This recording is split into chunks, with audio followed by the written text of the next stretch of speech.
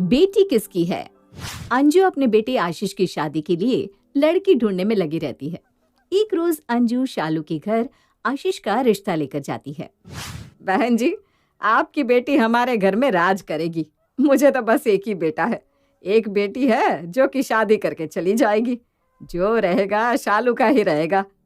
हाँ जी, शालू बेटा आओ। मेरी बेटी जैसी लड़की तो दिया लेकर ढूंढने पर भी नहीं मिलेगी। आप तो देख ही रहे हैं, आजकल की लड़कियों के पैर घर पर टिकते ही नहीं। और एक मेरी बेटी है, जब देखो घर पर ही रहती है। शालू पकोड़े और चाय लेकर आती है। बेबी मन ही मन कहती है, इकलौता बेटा है, मेरी बेटी आराम से रहेगी, उसी की चलेगी उसके ससुराल में। रिश्ता चल के आया है, घाटे का सौदा नहीं है, हाँ कर देती हूँ। रिश्ता चल के आया है तो दहेज में नहीं देना पड़ेगा। थोड़ा ड्रामा करती हूँ, फिर हाँ कर दूंगी, अपनी नाक भी ऊंची रह जाएगी। बेबी अंजू से कहती है, पकोड़े कैसे लगे जी? मेरी शालू ने बनाए हैं। मेरी बेटी में इतने हुनर है कि पूछिए मत। इतना अच्छा खाना बनाती है, लगता है जैसे कि रेस्टोरेंट का खाना है। ऊपर से सिलाई कढ़ाई में मेरी बेटी को कोई टक्कर नहीं दे सकता। ये टेबल क्लॉथ जो आप देख रही है ना, वो भी शालू ने बनाया है। शालू के बारे में तो मैंने लोगों से बहुत तारीफें सुनी है, तभी तो उसे अपने घर की शोभा बनाना चाहती हूँ। वैसे अभी मेरा शालू की शादी का कोई इरादा नहीं है, लेकिन अगर शालू और सभी घर वालों को आशीष पसंद आ जाएगा तो मैं शादी कर दूंगी। सो तो है। शालू बेटी, तुम आशीष से पूछ लो जो भी पूछना हो। अकेले में बात करना है तो दोनों बाहर चले जाओ। शालू हामी में सिर हिला देती है और आशीष के साथ बाहर रेस्टोरेंट में चली जाती है। आशीष तो पहली नजर में शालू को अपना दिल दे देता है। शालू को भी आशीष पसंद आ जाता है और दोनों की शादी पक्की हो जाती है। शादी में बेबी 1 रुपया का खर्च नहीं करती और ना ही दहेज के नाम पर कुछ देती है। आशीष और शालू की शादी हो जाती है और शालू आशीष के घर चली जाती है। शादी के पहले ही दिन शालू घर में सब कुछ इस तरह संभाल लेती है जैसे कितने दिनों से वो इसी घर में हो। बहू, तू मेरे बेटे को संभाल ले और मुझे कुछ नहीं चाहिए। नियति की भी अब शादी कर दूंगी, 1 साल के बाद वो भी अपने घर चली जाएगी। मम्मी जी, आप फिक्र छोड़ दो, अब ये घर और इस घर की जिम्मेदारी मेरी है। इसी तरह दिन बीतने लगते हैं। एक रोज शालू आशीष से कहती है, आशीष, हमारे घर में पैसों की तो कोई कमी नहीं है, फिर घर का हुलिया क्यों चेंज नहीं कराते? कितना पुराने टाइप का लगता है सब कुछ। थोड़ा रेनोवेशन करवा लेना चाहिए हमें। हाँ, रेनोवेशन की ज़रूरत तो है इस घर को। मुझे तो अपने काम से टाइम ही नहीं मिलता। नियति बाहर ही पड़ती है, माँ की तबीयत भी ठीक नहीं रहती। कौन करवाएगा ये सब? वैसे भी घर में मैं और मम्मी ही तो रहते थे, तो हमें वैसे कोई ज़रूरत महसूस नहीं हुई। अब तुम आ गई हो तो तुम करवा लो जो भी करवाना है। रेनोवेशन तो करवानी ही पड़ेगी। नियति की शादी के लिए लड़के वाले उसे देखने आएंगे, तो क्या ऐसे घर में आएंगे? अरे ऐसे घर में हमारी इम्प्रेशन क्या बनेगी? अब ये सब तुम सोचो, ये लो पैसे और जो करवाना है करवा लो। मुझे इन सब का कोई नॉलेज नहीं है। ठीक है, मैं अब इस घर का हुलिया ही बदल कर रख दूंगी। शालू रात भर घर के इंटीरियर के वीडियो देखती रहती है, फिर एक अच्छे से इंटीरियर डिजाइनर को खोज निकालती है और अगली सुबह उठने के साथ ही उसे कॉल करके घर बुला लेती है। मुझे अपना घर बिल्कुल आज के डिजाइन का चाहिए। अब आप बताओ कि आप क्या कर सकते हो। सबसे पहले तो मुझे ना ये सोफा नहीं चाहिए, टीवी यूनिट भी चेंज करना है और मेरे किचन का पूरा फर्नीचर नया चाहिए मुझे। मैडम, आपको जैसा जैसा चाहिए आप बता दो, मैं एक डिज़ाइन तैयार करके आपको प्रिंट करके दे दूंगा। आप बता देना क्या क्या चेंजेस करवाने हैं।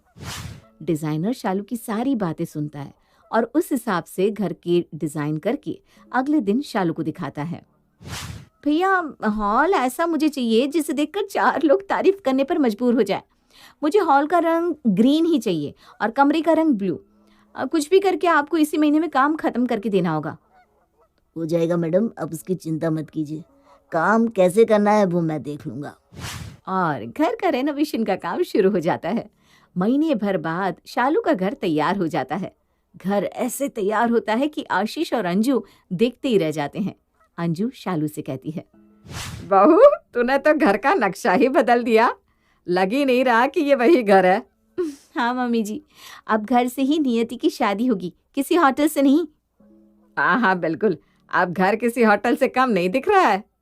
हाँ, वैसे भी मैंने श्याम जी का कीर्तन करवाने की सोचा है, इसी बहाने दोनों काम हो जाएंगे, सब घर भी देख लेंगे और कीर्तन भी हो जाएगा। ठीक है, जैसा ठीक लगे कर लो। शालू सभी रिश्तेदारों को कीर्तन में आने का न्योता देती है और बेबी को फोन करके कहती है, माँ मेरे घर में कीर्तन है, तुम्हें और कुणाल को आना है। देखो टाइम पे आ जाना, एक दिन पहले ही आ जाओ और एक हफ्ते बाद जाना। तुम्हारे घर में इतने दिन क्या करूंगी मैं बेटा? ये कोई बात थोड़ी ना हुई। शादी के बाद मेरी माँ और भाई पहली बार मेरे घर आ रहे हैं, तो कुछ दिन तो रहना ही होगा ना। दीदी मैं तो आ जाऊंगा। शालू कीर्तन की सारी तैयारी कर लेती है। इधर ठीक कीर्तन के एक दिन पहले नियति घर आती है और उधर बेबी और कुणाल भी शालू के ससुराल जाते हैं। बेटी के घर को बाहर से देखकर बेबी अंजू से कहती है, पूरे घर का नक्शा ही बदल गया है। हाँ जी, ये सब तो शालू ने किया है। वो तो देखकर मुझे समझ में आ ही गया था, ये सब मेरी बेटी ही कर सकती है। मेरी शालू हर काम में माहिर है। सो तो है। चलिए बहन जी, अंदर बैठकर बातें करते हैं। नियति भी आ गई है, उससे भी मुलाकात कर लीजिए। हाँ, अब तो उसकी ही बारी है शादी की। अंजू नियति को कुणाल और बेबी से मिलवाती है। कुणाल नियति से बात करने में लग जाता है। इधर बेबी एक एक चीज बड़े गौर से घूर घूर कर देखती है। मेरी बेटी है तो आपके घर का स्टैंडर्ड ही बदल गया। वो तो मेरी बेटी है जिसने आशीष जी से शादी कर ली। वरना कौन ही ऐसे घर में शादी करता है जिसका घर इतना पुराने जमाने का हो। हाँ, शालू सच में बहुत अच्छी है। अंजू समझ ही नहीं पाती कि बेबी उसे ताने मार रही है। इतने में शालू आकर कहती है, माँ तुम थक गई होगी, आराम कर लो ना, तुम्हारा कमरा मैंने तैयार करवा दिया है। हाँ बेटा। बेबी आशीष को देखते हुए अपने कमरे में चली जाती है। मेरी बेटी है जो इनका घर चल रहा है, वरना क्या होता है इन लोगों का। शाम को जब बैठकर सब साथ में चाय नाश्ता कर रहे थे, तब आशीष हड़बड़ी में वहां आता है और शालू से कहता है, शालू तुम मेरे कलीग्स को तो बुलाना ही भूल गई। अब ऐन मौके पर किसी को बुलाना अच्छा थोड़ी ना लगता है। अरे बाबा शांति, मैंने सबको इनवाइट किया है। प्रियंका को किया है? हाँ बाबा, उसे भी किया है, लेकिन वो बाहर जा रही है ना, तो वो नहीं आ पाएगी। आशीष और शालू अपने कमरे में चले जाते हैं। इसी बात पर बेबी अंजू से कहती है, वो तो मेरी बेटी है जिसके कारण आपका घर चल रहा है समधन जी, वरना आपका बेटा तो कंवारा ही रह जाता। ये क्या कह रही है समधन जी आप? अब भगवान झूठ ना बुलवाए, मेरी बेटी को तो फेरे पर ही पता चल गया था कि आशीष बाबू का चक्कर किसी लड़की से था और अपनी एक्स से ब्रेकअप होने पर ही उन्होंने शादी के लिए हाँ कहा है। मेरी बेटी की जगह कोई और होती ना तो कभी ना निभाती। क्या पता आज भी आशीष बाबू का किसी से अफेयर चल रहा हो, हैं? आज भी लड़कियों को बुलाने में लगे पड़े हैं। अंजू कुछ नहीं कहती, लेकिन मन ही मन उसे ये सब सुनकर बहुत खराब लगता है। वो मन में सोचती है, समधन जी पहली बार हमारे घर आई है, उनसे कुछ कहना ठीक नहीं होगा। अभी सब एंजॉय के मूड में है, सारा मज़ा खराब हो जाएगा। लेकिन याद रखिएगा समधन जी, आपको मैं छोड़ूंगी नहीं। सही वक्त आने दीजिए, सारी चीज़ों का जवाब दूंगी मैं आपको। अगले दिन सुबह पहले कीर्तन शुरू हो जाता है। कीर्तन में सभी रिश्तेदार और दोस्त आते हैं। जो लोग आते हैं सब शालू की तारीफ करते हैं। सबको नाचता देखकर बेबी कहती है, मेरी बेटी है तो आपका घर चल रहा है समधन जी, वरना इतना अरेंजमेंट कर पाना आप लोगों के लिए तो मुश्किल ही था। हाँ जी, क्योंकि आपकी बेटी अब हमारे घर की बहू है। कीर्तन अच्छे से निपट जाता है। सब रिश्तेदार खा पीकर अपने घर चले जाते हैं, सिवाय बेबी और कुणाल के। अगली सुबह शालू सारा काम निपटाने में लग जाती है। मम्मी जी, इतनी सारी सब्जियां बच गई है कल की, तो मैं सोच रही हूँ आज का खाना ना बनवाकर यही सब बचे हुए खाने खत्म कर लूँ। हाँ बहू, ठीक कह रही है तू। शालू काम में लगी रहती है। बेबी फिर से अंजू को ताना देती है, मेरी बेटी है तो आपका घर चल रहा है, वरना कोई और होती तो आप लोग सब तो लूट ही जाते। बेबी जब देखो हर छोटी बड़ी बात पर अंजू को ताना मारने का मौका नहीं छोड़ती वो बात बात पर यही कहती रहती, मेरी बेटी है तो आपका घर चल रहा है। इसी तरह 2 दिन बीत जाते हैं। इधर नियति और कुणाल के बीच दोस्ती गहरी होने लगती है। नियति शालू से कहती है, भाभी आज का खाना मैं बना लूँगी, आप अपनी मम्मी के साथ टाइम स्पेंड करो, उन्हें कहीं घुमा कर ले आओ, वो जब से आई है कहीं गई ही नहीं। अरे नहीं नहीं नियति, तुमसे नहीं हो पाएगा, तुमने कभी खाना बनाया नहीं है ना, मैं खाना बना कर चली जाऊंगी। भाभी आप जाओ ना, आप थक जाओगी, मैं हूं ना, देख लूँगी सब। शालू चुपचाप रात के खाने की तैयारी करके रख देती है। अगर नियति से कुछ नहीं बनेगा तो मैं आकर फट से रेडी कर दूंगी खाना। उसने तो बोल दिया, पर अगर उससे नहीं हो पाया तो फिर मैं क्या करूंगी। शालू बेबी और कुणाल के साथ मॉल घूमने चली जाती है। इधर नियति खाना बनाती है, लेकिन उससे खाना जल जाता है। शालू बेबी और कुणाल के साथ खाना खाकर घर आती है और देखती है कि नियति जली हुई सब्जी और चावल आशीष और अंजू को परोस रही है। मम्मा सब्जी और चावल जल गए, आज खा लो, हमारे पास कोई ऑप्शन नहीं है। अरे कोई बात नहीं बेटा, हम खा लेंगे। हाँ चलता है, खा लेंगे। सब जैसे ही पहला निवाला खाते हैं कि शालू आकर उन्हें रोक लेती है। अरे मम्मी जी, आप लोग ये खाना मत खाओ, मैं अभी गर्म खाना परोसती हूँ। अरे नहीं नहीं, रहने देना बेटा। अरे बस 2 मिनट लगेंगे, मैंने सारी तैयारी करके रखी। शालू एक तरफ सब्जी चढ़ाती है और दूसरी ओर रोटियां सेकने लगती है। तभी बेबी कहती है, इतना थक कर आकर मेरी बेटी खाना बना रही है, अगर मेरी बेटी नहीं होती तो आपका घर कैसे चलता समधन जी। मेरी शालू, मेरी शालू। बेबी और कुणाल अपने कमरे में चले जाते हैं। शालू खाना बनाकर सबको परोसती है। शालू तुम्हें इतना करने की जरूरत नहीं थी, हम खा लेते ना जो भी नियति ने बनाया था। मेरे होने का मतलब क्या है? नियति, मैं तुम्हें खाना बनाना सिखा दूंगी, अब तो तुम्हारी शादी भी होगी। हाँ बहू, तू अपनी तरह शालू को सब सिखा दे। अगले दिन शालू के लिए एक अच्छा रिश्ता आता है। लड़के की तस्वीर देखकर शालू, अंजू, आशीष सबको लड़का पसंद आ जाता है। तब शालू कहती है, मम्मी जी आज मेरी मम्मी भी आ रही है, क्यों ना आज हम लड़के वालों को घर बुला ले, ताकि 4 लोग लड़के और उसके घर वाले के सामने से मिलकर समझ पाए। क्यों ना आज हम लड़के वालों को घर बुला ले, ताकि हम सब मिलकर ये समझ पाए कि ये लड़का अपनी नियति के लिए सही है या नहीं। हाँ बेटा, तू ठीक कह रही है, तू लड़के वाले के आने की तैयारी कर, मैं उन्हें आने के लिए फोन कर देती हूँ। शालू लड़के वालों के आने की तैयारी में लग जाती है।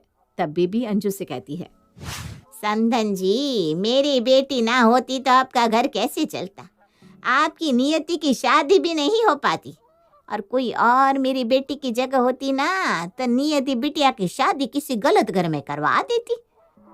मेरी बेटी ने कितना कुछ किया है आप लोगों के लिए।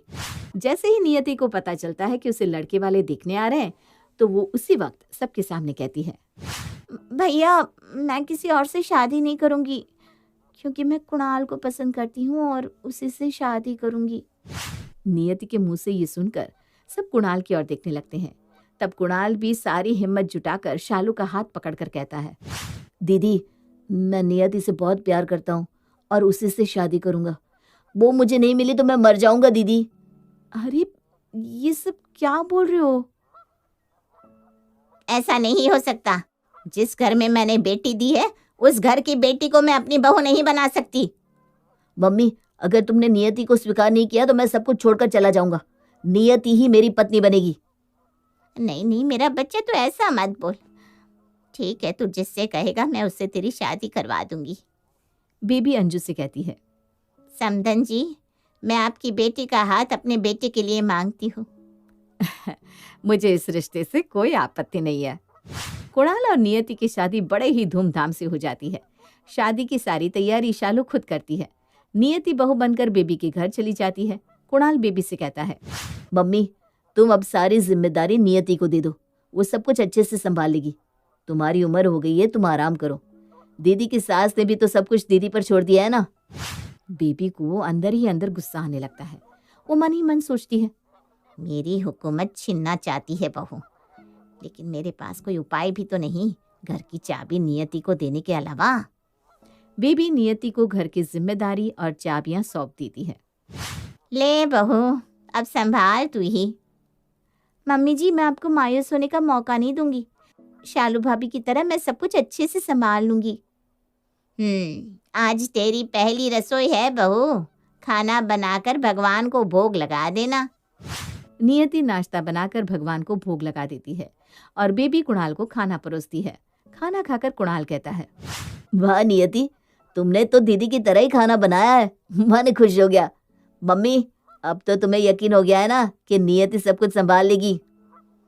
नहीं भी हुआ है तो क्या ही कर सकते हैं। बहू तो मेरी यही रहेगी ना। बहू, कल तेरा रिसेप्शन है, मैंने साड़ी और जेवर रखे हैं, तो पार्लर वाली से बात कर लेना और तैयार ऐसे होना कि किसी को बोलने का मौका ना मिले। जी मम्मी जी। बेबी अंजू को कॉल करती है। समधन जी, कल आपको अपने पूरे परिवार के साथ आना है। आपकी बेटी का रिसेप्शन जो है। हाँ जी, अब जरूर आएंगे। अगले दिन अंजू अपने पूरे परिवार के साथ नियति के ससुराल आती है। नियति तैयार होकर कुणाल के साथ स्टेज पर खड़ी हो जाती है। जितने लोग नियति को देखते हैं सब उसकी बहुत तारीफ करते हैं। तब बेबी कहती है, हाँ, बहू तो मेरी सुंदर है ही, मेरे बेटे ने जो पसंद की है। मेरी बेटी ना होती तो क्या होता समधन जी आपके घर का। आपके बेटे से तो कोई शादी भी नहीं करता। वो तो मेरी बेटी है जिसने कुणाल से शादी कर ली। बेबी की तो बोलती बंद हो जाती है और थोड़ी देर के लिए वो ऐसे चुप हो जाती है जैसे उसे सांप सूंघ गया हो। रिसेप्शन की पार्टी बड़ी जोरदार थी। रात को लेट हो जाने के कारण कुणाल शालू से कहता है, दीदी, आप लोग एक हफ्ते के लिए यहीं रुक जाओ ना। तुम भी घर नहीं आई काफी दिनों से। इसी बहाने मम्मी जी हमारा घर भी देख लेंगे। नहीं, मुझे जाना होगा, बहुत काम पड़े हैं ना कुणाल, शादी का घर बिखरा हुआ है। जीजू, आप बोलो ना दीदी से रुकने को। अरे रुक जाते ना शालू, मुझे भी तो अपने ससुराल का आनंद लेने दो। शालू का परिवार कुणाल के घर रुक जाता है।